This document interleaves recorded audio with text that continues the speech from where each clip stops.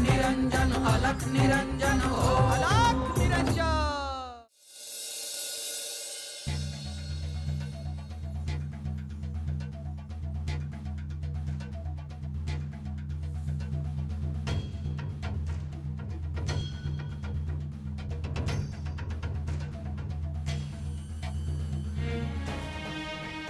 नागनाथ,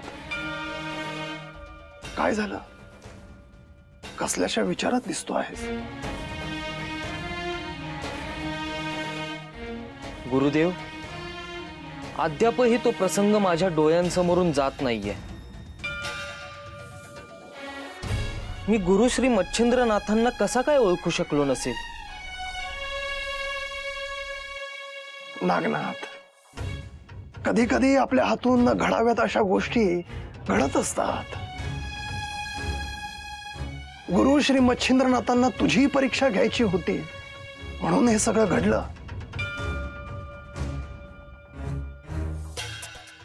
त्यामुळे आता तू कसलाही पश्चाताप करू नकोस।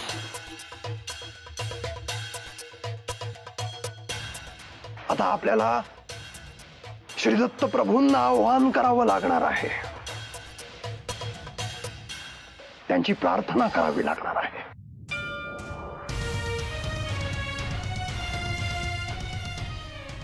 मग ते इथे येतील आणि आपल्याला दर्शन देतील। मला वाटतं माझ्या हातून जो अपराध घडला आहे त्यामुळे श्री दत्तगुरु क्रोधित झाले असणार। त्यामुळेच ते आपल्याला दर्शन देत नाहीयेत का? नागनाथ, मला असं वाटतं की गुरुदेव जे तुला सांगत आहेत ते तू करावंस, कारण श्री दत्तप्रभू हे क्षमाशील आहेत। तुझ्या हातून काहीतरी अघटित घडलं म्हणून ते तुला दर्शन देत नाहीयेत असं नाहीये। श्री दत्तगुरु हे साऱ्या विश्वाचं चलनवलन करतात।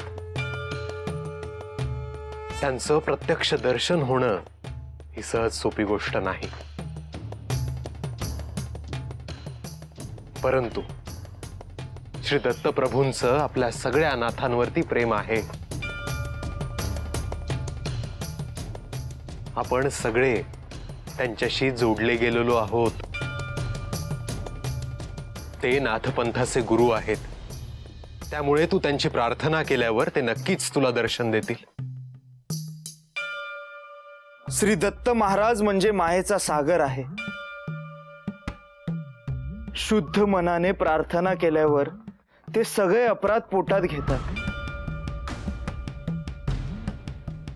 आणि क्षमा करून आपल्यावर कृपादृष्टी करतात। माझीही तीच इच्छा आहे। श्री दत्तगुरूंनी मला क्षमा करावी,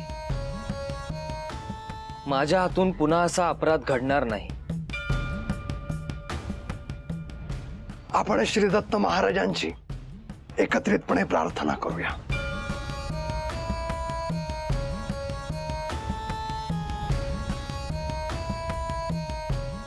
हे श्री दत्त प्रभू, हे दिगंबरा,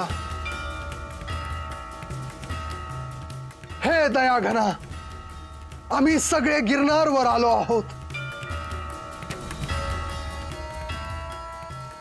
आपल्या चरण पादुकांचं दर्शन आम्ही घेतलेलं आहे, मात्र आपण प्रत्यक्ष प्रकट होऊन आम्हाला पुढील मार्ग दाखवावा आणि नागनाथकडून जे काही घडलं आहे त्यासाठी त्याला क्षमा करावी। आदेश अलख निरंजन।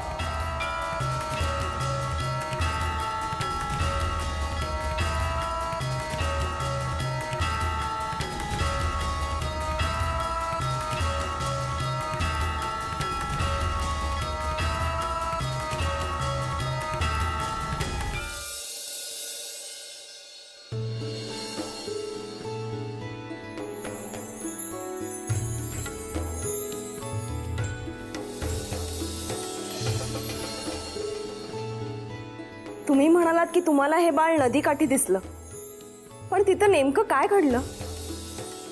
अगं मी रोजप्रमाणे दर्भ आणायला गेलो. नदीकाठी भरपूर दर्भ असतात ना, म्हणून तिथे गेलो. तर तिथे अचानक मला बाळाच्या रडण्याचा आवाज आला. कसं काय? त्या आवाजाने मी एक क्षण थबकलो. म्हटलं नदीकाठी बाळाचा रडण्याचा आवाज कसा काय येतो? मग मी इकडे तिकडे पाहिलं तर मला दरबाच्या एका बेटात हे बाळ दिसलं.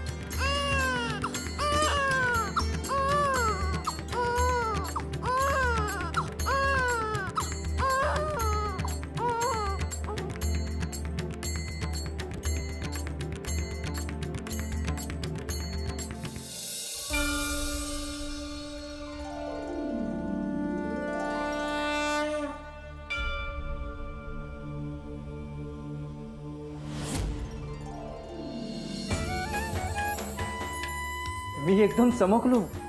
अरे देवा, मग? अगं मग काय, मला या बाळाच्या भोवती एक तेजोवलय दिसलं.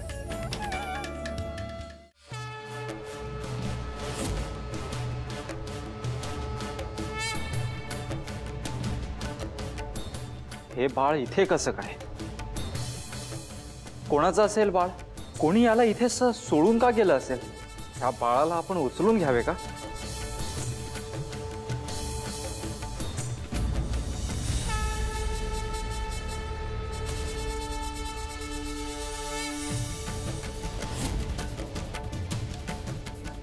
मला समजे ना हे नेमकं काय होत आहे. एक क्षण वाटलं की मायेनं ह्या बाळाला उचलून घ्यावं, पण ते तेज आणि ते सर्व पाहून मी एकदम घाबरलो. म्हटलं ही नक्कीच काहीतरी भुताटकी असणार आहे. इकडे सगळीकडे शांतता आहे, पण हे बाळ इथे कसं? ही काही भुताटकी तर नसेल ना?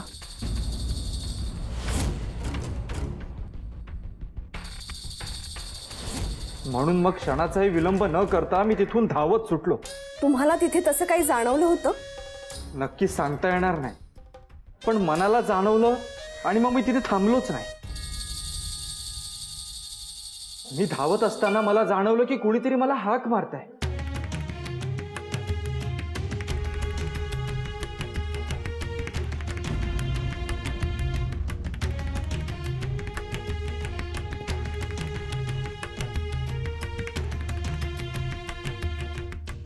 थांब सत्यश्रवा. सत्यश्रवा अशी माझ्या नावानेच हाक मारल्यामुळे मी वळून पाहिलं तर समोर साक्षात नारद मुनी. नारायण नारायण.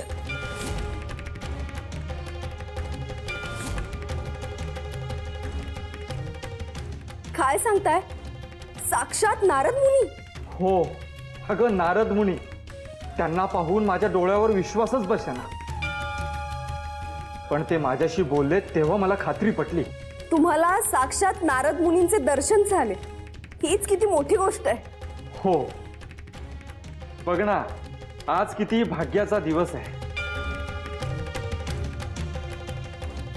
बरं, नेमकं काय म्हणाले नारद मुनी? अगं, त्यांनी मला या बाळाविषयी सांगितलं.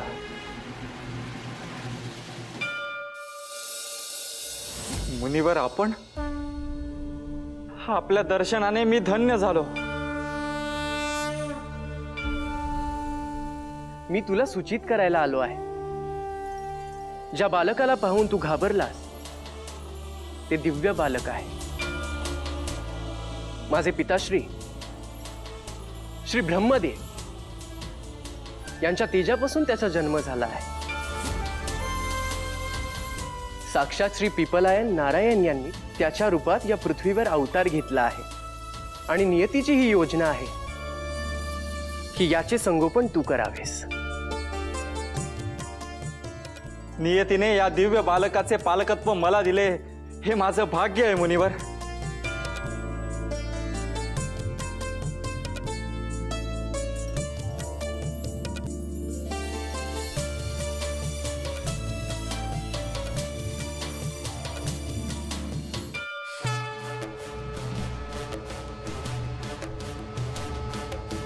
ब्रह्मदेवापदस्पर्शी जन्मला सिद्धयोगी पिप्पलायन नारायण अवतर या बालकाचे नाव चरपटी असे नाव चरपटी असे चरपटी असे चरपटी असे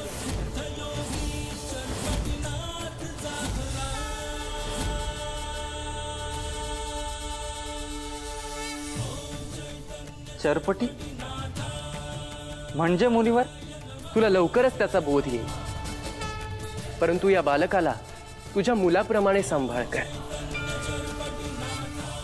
मी आपल्याला तसं वचन देतो मुनिवर. सुखी राहा. नारायण नारायण.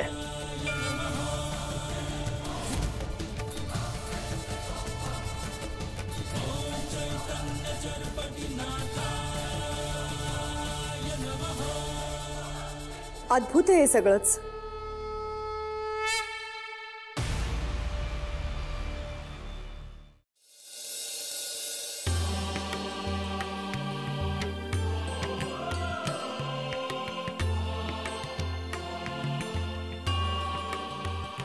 या बाळाकडे बघून वाटतं की हे एक अलौकिक आणि दिव्य बाळ असावं.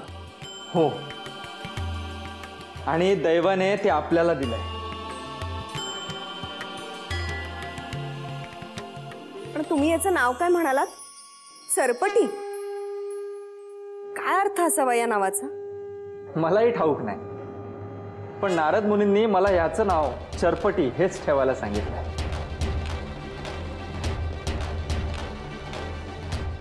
असू दे, जरासं वेगळं आहे. त्यांनी सांगितलंय ना, तर मग असू देत. नक्कीच काहीतरी दिव्य अर्थ दडला असेल यात. हो. अहो, पण आता आपण काय करायचं? आत्ता घरात सासूबाई नाहीयेत, अण्णा नाहीयेत, पण उद्याचं काय? मलाही तोच प्रश्न पडलाय. आई आणि अण्णा आल्यावर त्यांना काय उत्तर द्यायचं? काहीही झालं तरी जे सत्य आहे तेच आपण सांगायचं. त्यांचं मत काय असेल हे आता सांगू शकत नाही, पण मला असं वाटतं की आपण चरपटीचा सांभाळ करूया. आपण चरपटीचा सांभाळ करणारच आहोत, आणि तसा मी नारद मुनींना शब्द दिलाय. आपल्याला याचं संगोपन करावंच लागणार आहे.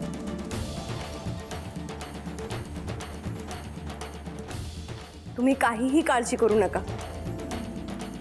मी या बाळाचा सांभाळ करेन. याला मी काहीही कमी पडू देणार नाही. अगदी पोटच्या पोरासारखं सांभाळेल मी याला. आता हे माझं मूल आहे.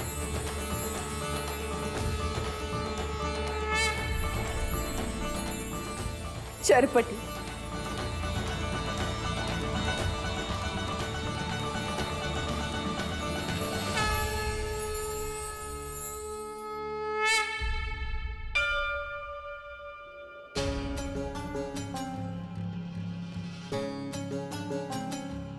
अहो, मी काय म्हणते? तुझ्या मनात काहीतरी शंका आहे वाटतं. हो, नाही म्हणजे तसं नाही. भाऊजी आणि जाऊबाई मंदिरात गेलेत. ते येतीलच इतक्यात. पण ते परत आल्यावर आपण या बाळाबद्दल काय सांगणार आहोत? अगं चंद्रा, मगाशी तूच मला सांगितलंस ना, जे सत्य आहे तेच सांगायचं म्हणून. मग आता तुझ्या मनात अशी शंका काय येते? हो, मी म्हणाले होते असं, पण मला आता वाटतंय की आपण सगळं नको सांगायला. तुम्हाला नारद मुनी भेटले, त्यांनी हे सांगितलं की हे बाळ कोण आहे. मला असं वाटतं की आपण हे सगळं नको सांगायला. म्हणजे आपण हे गुप्तच ठेवूया. अगं पण चंद्रा, तू असं का म्हणतेस? कळू देत की सगळ्यांना हे दिव्य बाळ आहे ते. अहो, पण त्यावरून अनेक तर्कवितर्क काढले जातील. हे बाळ दिव्य आहे असं कळालं तर ही वार्ता सगळीकडे वाऱ्यासारखी पसरेल. आणि काय सांगावं, त्याचा बाळालाच काही त्रास झाला तर? कृष्ण कृष्ण कृष्ण.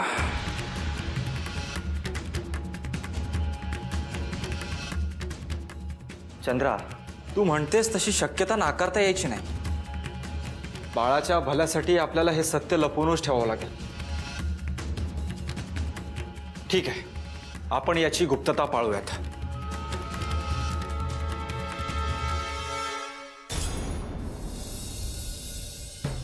गुरुवर, आपली अनुमती असेल तर एक विचारू का? अवश्य विचार नागनाथ. कारण काहीही झालं तरी माझ्याकडून त्यांच्यावर अस्त्रशस्त्र चालवली गेली आहेत. त्यांनी मला क्षमा केली असली तरी ते इथे आल्यापासून ध्यानात आहेत.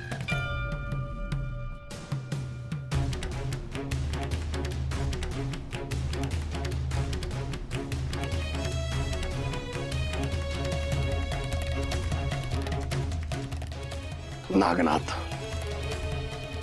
गुरु श्री मच्छिंद्रनाथ हे नाथपंथाचे प्रथम नाथ आहेत. प्रथम.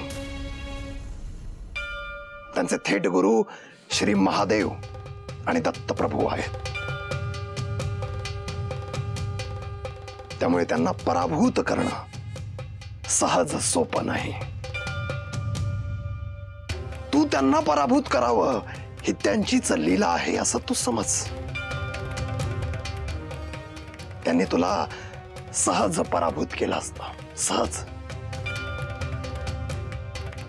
ज्यांनी सगळ्या नाथांना शिकवलं ते त्यांच्या शिष्याकडून पराभूत होतील का? तर नाही. त्यामुळे तुझ्या हातून काही अपराध घडला आहे हा विचारच तू मनातून काढून टाक. ते तुझ्या शक्तीची परीक्षा घेत होते. तू काय शिकला आहेस ते पाहत होते. त्यामुळे ते मूर्छित जरी पडले असले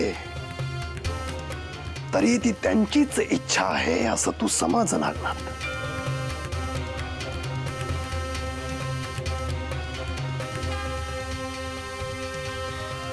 तुमच्याकडून हे ऐकल्यावर माझ्या मनातील बराचसा अपराधीभाव कमी झाला. पण मला वाटतं इथे गिरनारला त्यांची सेवा माझ्या हातून घडो, जेणेकरून ते माझ्यावर प्रसन्न होतील.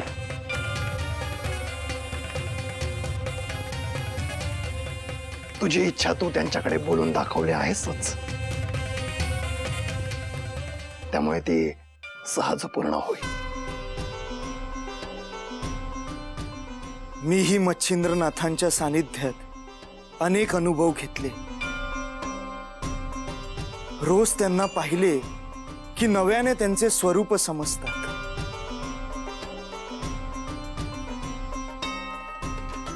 अर्थात अद्यापही मी गुरु श्री मच्छिंद्रनाथांना समजू शकलो नाही. ज्ञानाचा विशाल भंडार आहेत गुरु श्री मच्छिंद्रनाथ.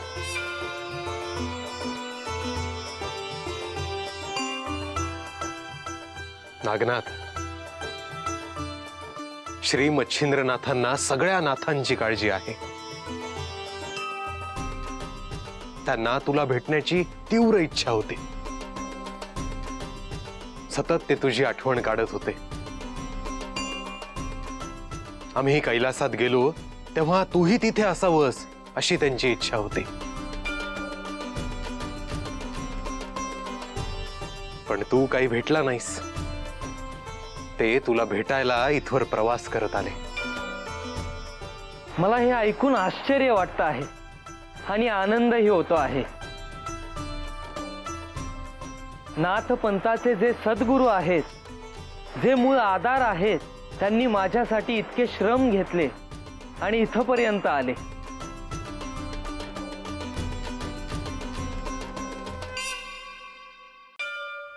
नाथपंथ हे श्री महादेव आणि श्री दत्तात्रय ह्यांचं स्वप्न आहे.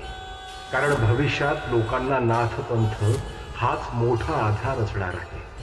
नागनाथ, तुझ्यावर ही मोठी जबाबदारी आहे.